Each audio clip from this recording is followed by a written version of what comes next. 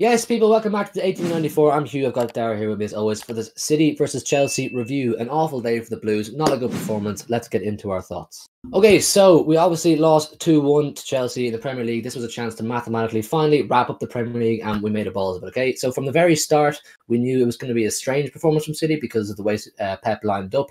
The starting team sheet was weird. We're playing with one midfielder, essentially four out-and-out attackers. There was from the start going to be a real lack of creativity, and that proved to be the case. I always say football games are won and lost in the midfield, and we today firmly lost the midfield battle. We usually cut this up into segments where we'll do player ratings, talk about the game, but I want to do both at the same time. So we're going to put our player ratings up on screen right now for you to see. As you can see, they are significantly lower than we usually rate our players. You know, we're usually very generous with our ratings. When we play well, we rate very highly because we're quite emotional. Do you know what I mean?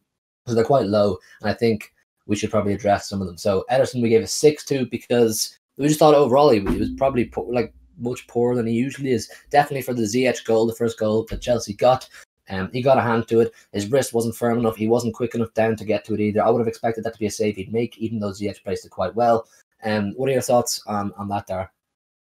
Yeah, exact same as you. He probably should have saved it, but I thought his distribution was decent. We can't rate him too lowly. It's just wasn't good enough really from anyone. But yeah, he should have said the first one.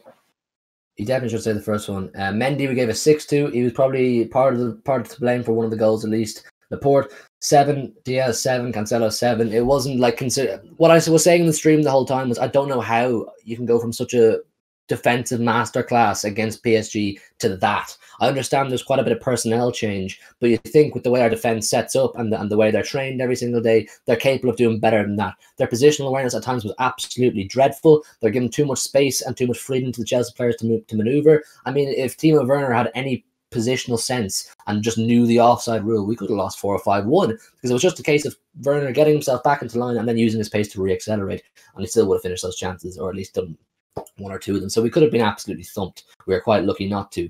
And we'll get into our attacking players as well as to why we didn't score more. There's definitely plenty to talk about there. But in the midfield, we gave a 6 to Rodri. He's 100% a massive reason we conceded one of our goals, because he clearly feels he got fouled in the middle of the park by, I don't know who it was, maybe it was Kante or someone pulled him. So Rodri stops playing. The ref, Anthony Taylor, who was awful all game for us, completely, I don't know, I don't want to make accusations, but it seemed very biased, some really questionable decisions. But anyway, Taylor deems the instant between Rodri and whoever the Chelsea player was to not be a foul, and Rodri stops playing. He's looking at the ref going, why isn't that a pen? Why isn't that a free kick? You know, it should be. And the play goes on. Chelsea won't score. That's not good enough from Rodri. I understand being essentially the only midfielder, you have a lot of work to do, but that's basic. You might get away with that in Spain, but in England, you just don't. The referees are a bit more ruthless, and that's that.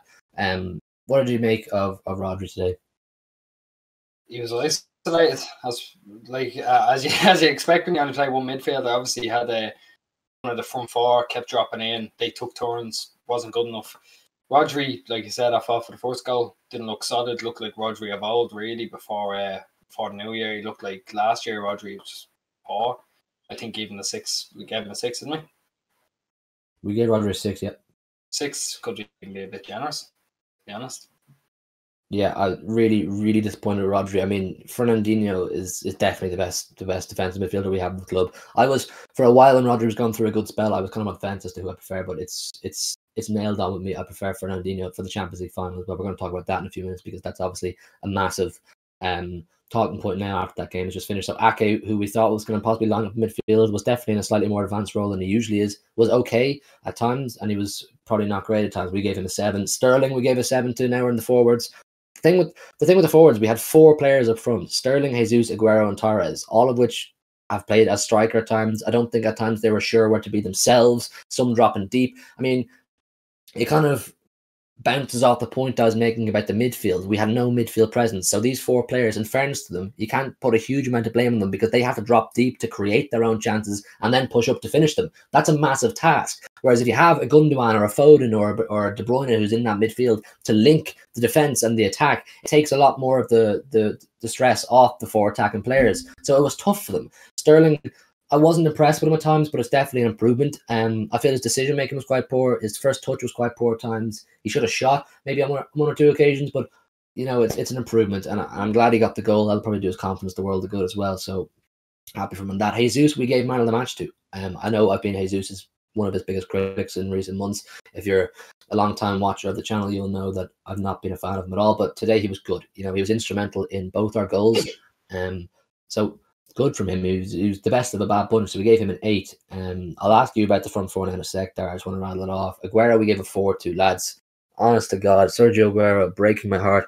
I mean, he's a club legend. We'll always love him. But today, he was just absolutely shocking. He could have had 2 goals today, which would have broken, not just equaled, broken Wayne Rooney's record for most goals scored for one club in the Premier League. So the goal Sterling scored, the ball was put across essentially the 6-yard box. Aguero's first touch was abysmal on his right foot. He tried to take it on his outstep and then, I don't know, try to smash it in. But that touch was so bad. And then, fortunately, Sterling was alert to the opportunity and he stuck it in. And then, of course, Aguero's penalty. Oh, my God. The penalty was just absolutely embarrassing. From what we as City fans pushed to be one of the best strikers in Premier League history, and no doubt he is, but for him to come up with that in one of his final games in the Etihad in the City shirt as well, it was just crap. I mean, he tries to, for those who didn't see the game, he tries to chip it down the middle really slowly, no power. Even on a Panenka, you're meant to put a bit of power on it so it flies into the net. Mendy actually goes to ground. Edouard Mendy, the keeper, goes to ground, and it's still in the air. He has so much time. He gets up, catches it with one hand. It's just so demoralising. You know, we could have put the game to bed at that stage. It would have knocked the stuffing out of Chelsea. We could have wrapped up the Premier League. It could have been a great day, but Aguero completely let us down. Gave him a 4, possibly generous as well. He didn't really contribute at all, and what he did was negative. Torres didn't get much opportunity. He's a player that needs a lot of service, a lot of creativity. He's still young. He's still learning. We gave him a 6. Can't really give him much more. He didn't contribute that overall that much. But Dara, what are your thoughts on our front four? They had a massive task, in fairness to them, but a couple of them just didn't turn up. I actually thought Torres dropping into midfield when he did was pretty good. I thought that was actually the strongest part about his game tonight. Sterling, he showed a lot of character today. I thought, you know, obviously there's been people, myself included, calling for him. Well, not calling for him to be sold, but saying the right offer comes in, maybe. But, you know, he faced it today. I didn't think he was nearly as poor as he's made out to be. I thought he was he's actually pretty good. He took on the defence a lot. He had a few shots. Jesus, again, looked pretty good as well. I'm happy for him. Hopefully it does confidence a bit good. Torres, again, done well dropping in. But Aguero, it's just...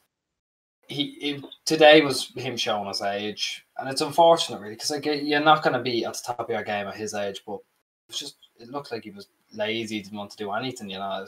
And the penalty is fucking useless. It was fucking useless. We've had the problem all season, not having a good penalty taker. Rodri was on the pitch, obviously. I wouldn't want him taking that. Genuinely, from now on, you let Edison take them. When Mahrez comes on out on the pitch, Edison takes them because it's embarrassing. Those kind of penalties are embarrassing.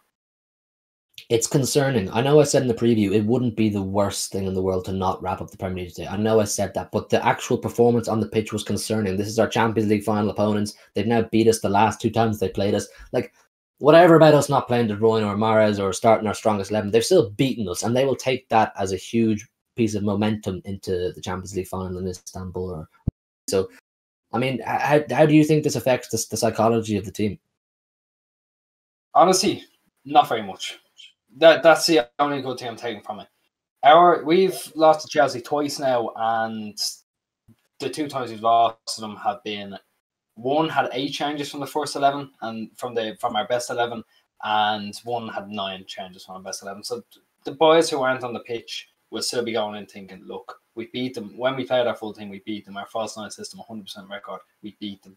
I can't see it affecting it. It could do a bit. It could do a bit to say Aguero if he starts, he won't. Could do a bit to Sterling, but sorry, I don't think it'll affect the main boys, the main stars, especially the ones who didn't get on today. Personally, yeah, I hope not anyway. But listen, Pep, like I said, he lined up very strange. We know Pep likes to overthink. We know he likes to try throw other managers off guard by doing things that he's never done before. And today, he simply got it wrong. I think that should be the title of the video. He got it wrong because he did. He got it completely wrong. Playing one midfielder, I don't know how that was going to work. I know I said it a few times now in the stream and whatever when it came out. I said, I know about all the false 9 systems, but a false midfield is just a no-go. It doesn't work. And he needs to scrap that idea. I know we've got a lot of players to come back for the final who will start. You got Fernandinho, you got Gundo, Foden, Bernardo, whoever, De Bruyne, of course, as well. But today's team, the overall performance and the lack of character, I think, from certain players, was just staggering, really. I know Sterling showed quite a bit of character because you can tell he really wants to find form again. He really wants to find form again, and he wants to come back to being his best. But there was some players like today, Rodri, his character really concerned me. Like when you see players doing what he did for that goal, where you just stop playing and start demanding a free kick, that's worrying. It's like the old term is play the whistle. You know, you keep playing until the ref blows the whistle because you don't want to take risks like that. And the biggest disaster possible did happen. So all credit to Chelsea. You know, they took their chances. They possibly could have beaten us by more, but we will take hope from the fact that that is not our strongest 11. Listen, there's not much more we can say. Genuinely deflating performance on the day. We'll move on. We need United to drop points now, either against Villa or Leicester in the next few days. Who knows, that might happen. I mean, we're still going to win the Premier League. It would have been nice to do it on the pitch on our own terms and see the players enjoy it and celebrate, but I don't know. We'll get Chelsea again in a few weeks, and it'll be a different City team. And I'd like to think that it'll be a completely different performance. So that's just our thoughts. Leave your thoughts down below on our player ratings and just the performance in general. If you watched the game, hit the like button on the video if you haven't. Subscribe if you're new. We're very close now to our goal for the end of the season, which is 250. So we really appreciate your support. And that support's been amazing all season, and it gets us through bad days like today. So we would really appreciate the help there. And of course, the Discord. If you want to get your name on screen there down below, Dara, just join the Discord. It's free to join. The link is in the description, and we will see you for hopefully a better performance next week. Peace.